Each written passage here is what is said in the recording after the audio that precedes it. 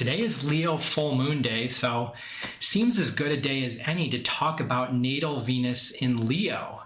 Or at least it did. It definitely did a few hours ago. I had a new mic that I ordered, ready to open it up, set it up. Then I just messed around with audio settings for literally the past 2 hours. I don't know if I've made any progress with the audio settings, but here we are. Leos, I'm really trying my best for you here. I want you to appreciate that, okay? I'm also posting this right before Valentine's Day because Valentine's Day is like the Super Bowl for Leos, especially people that have Venus in Leo. If you're dating someone that has this aspect and you've learned absolutely nothing about your partner, do not fret. Just watch this video. You got the playbook, you got all the answers to the test, so don't F it up. So let's sound the horns and get into it. Oh yeah, I'm trying to add fun stuff to these videos. I didn't even know if I had access to like a horn clip, but I found one, and I think it's really fitting for a regal sign like Leo. That's pretty much the reception that they expect. When we talk about the planets, we're talking about different modes of expression, different modes of energetic experience. Venus represents how we express our affinities, how we create and seek harmony, what we're attracted to, what we value, and what we're willing to make compromises to get. What kind of friendships make you feel good? Do you want to hold hands in public? Do you want to be plastered all over your partner's social media? Do you want someone who's going to propose to you at a giant sporting event in front of literally everyone? Or do you want someone that's reliable around the house, right? Who does the dishes and does chores for you without asking? Leo, you can put your hand down, okay? I know what you're gonna say. You're gonna say, I want literally all of them. Yeah, we know. Of course, the other side being, what hurts your feelings? What makes you feel distant? What repels you? Venus in Leo is dramatic and flamboyant and expressive and so emotional. Venus in Leo is one of those placements that is truly in love with love, but is also in love with the objects of their affection. They love all of it, as long as you don't piss them off. The fierce, fixed nature of Leo, I'm not going to say stubborn, but that nature is such that they're not going to get pushed and go along with something that they actually don't really feel their heart is in just because they love love, right? They are going to be selective. This is not a wishy-washy Venus. This is a very intense, passionate Venus. They are passionate and very outspoken about the things that catch their attention. When it comes to romance, Leo Venus, they really want their experience to be a lot like a rom-com.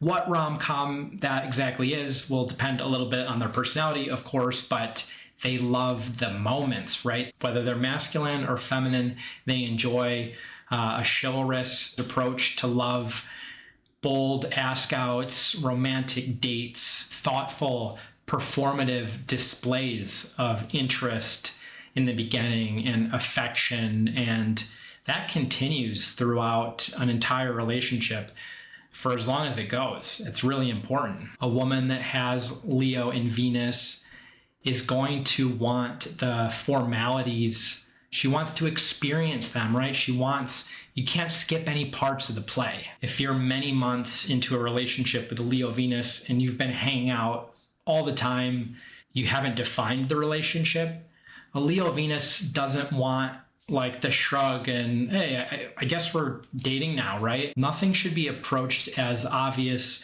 or assumed. They want the moment. They want the dramatic ask. Will you be mine? I want to be yours. Leo takes all relationships extremely seriously.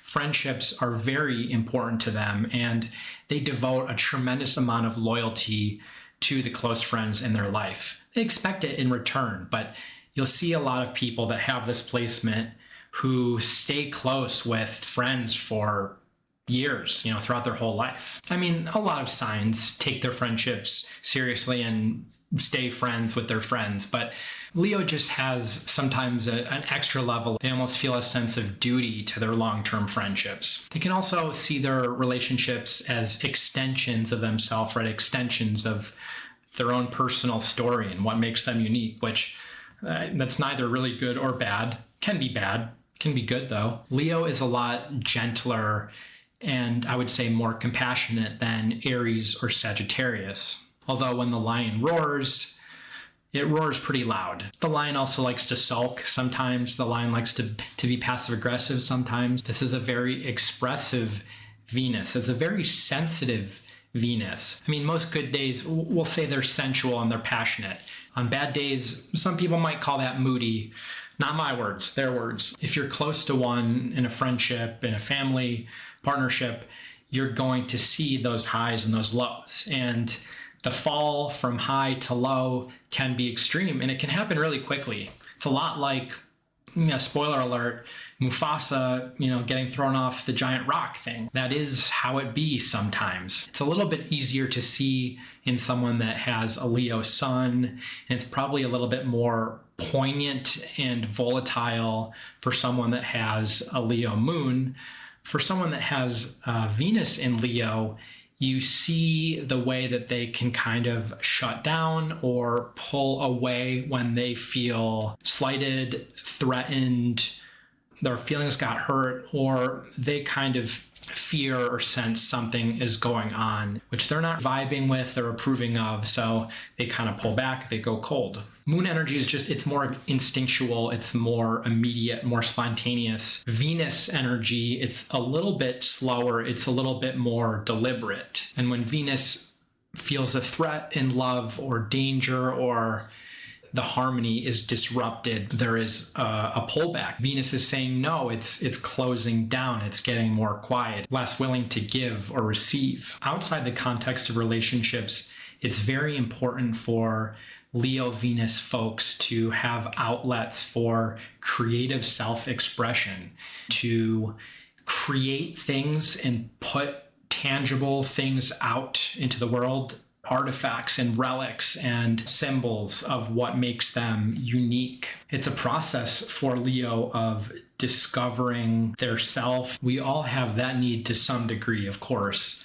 For Venus in Leo, they really need to do it, though, to feel at ease and feel in balance with the rest of their life. The healthy or more evolved expression of this energy is creation in service of finding one's authentic self, purely for the joy of it. The whole Rick Rubin creative act approach, right? Where art, it's not for anyone else. It's not for an audience. It's for the artist, and the audience, who gives a shit? Leo should be careful about doing that to seek validation, or being afraid of doing that because they're worried what people will think. It doesn't mean that Leo has to be an artist or be a creative as their primary thing in life, but if they don't have any outlet for it, they're going to be miserable. So pick up that camera, Leo. Come be a content creator. Everyone's doing it. If you have a Leo in your life, first of all, Leo's rock. And if you want to keep that rock and roll going, the most important thing is to continue to show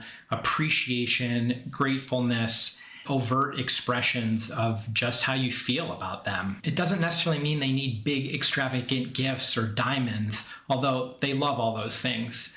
It's more for them about thoughtfulness, demonstrating that thoughtfulness. Leo will cook you a meal or do something nice for you. They don't just want to, hey, thanks, babe. They want to really be noticed for it. So maybe a week later you say, I just want to say, I really appreciate when you did that thing for me. I really appreciate what you bring to this relationship, and I'm grateful for you.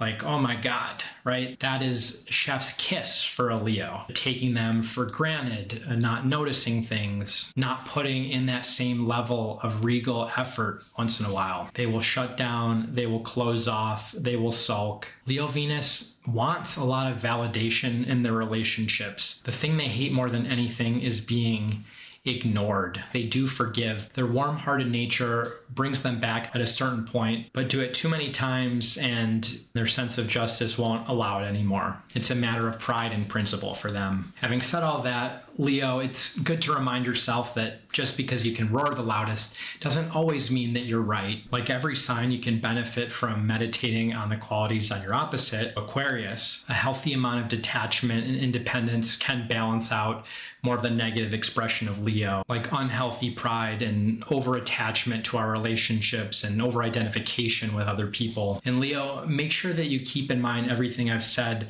when it comes to your own relationship with yourself. Be grateful grateful for what you've accomplished, be able to appreciate yourself and your uniqueness, regardless of what anyone else thinks. Don't ignore or ghost your genuine creative interests, and keep your light shining bright. That's super corny, but that's what I'm going to leave you with.